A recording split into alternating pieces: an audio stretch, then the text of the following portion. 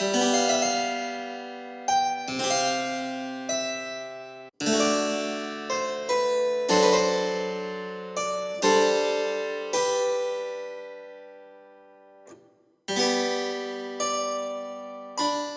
paper is titled The Need for Governmental Inefficiency in Plato's Republic. In Plato's Republic, Socrates, along with several other interlocutors, is seeking for justice in an individual, and to do so, they explore justice in the state.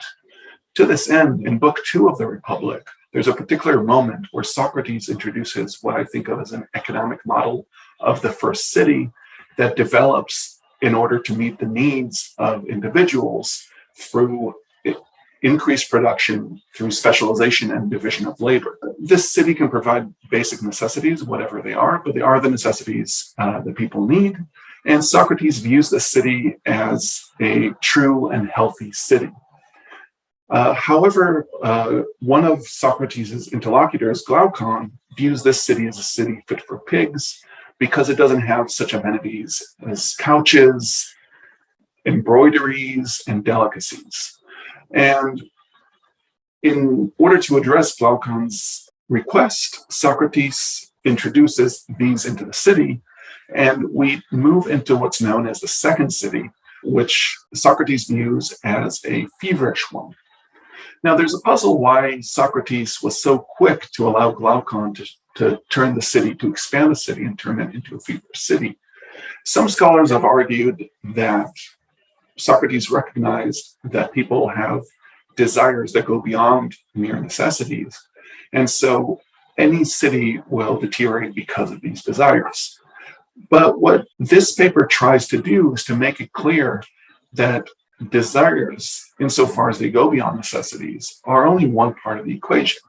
So desires fuel demand, but demand in itself is not enough to increase consumption. And in fact, we need the other side of the equation, which is supply.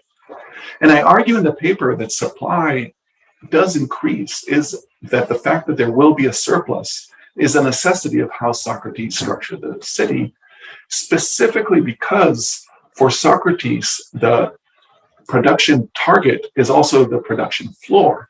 Insofar as what is being produced is at levels of necessity, it cannot fall below that.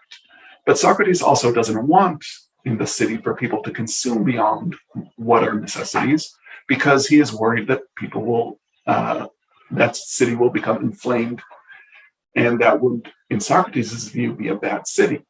And we have this, by introducing this notion of supply through production, we now actually have reason to think that not only do we have demand through people's desires for more, but we also have the production apparatus to meet that demand. Given that the way it's situated in the Republic, this second city with increased consumption is actually not a good thing. Socrates introduces the third city, known as the beautiful city or the Kallipolis, which is a city where he introduces a government, a political class, the guardians, which one of their jobs is to make sure that consumption doesn't maintain an inflamed level as it does in the second city. But through looking at the issue of supply, we also can see that we need a city, for a city to produce at levels of necessity and above, but then not consume at levels above necessity. A government is needed in order to create an inefficiency where that surplus doesn't actually get consumed. And instead, it merely gets either thrown out or given away outside of the city in order to prevent the citizens of the city of consuming at an inflamed rate.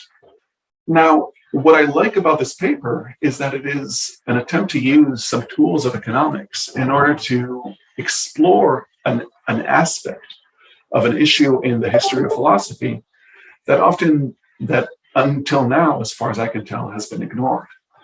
And I think of it as a nice melding between philosophy and economics to be able to go back and forth between these tools.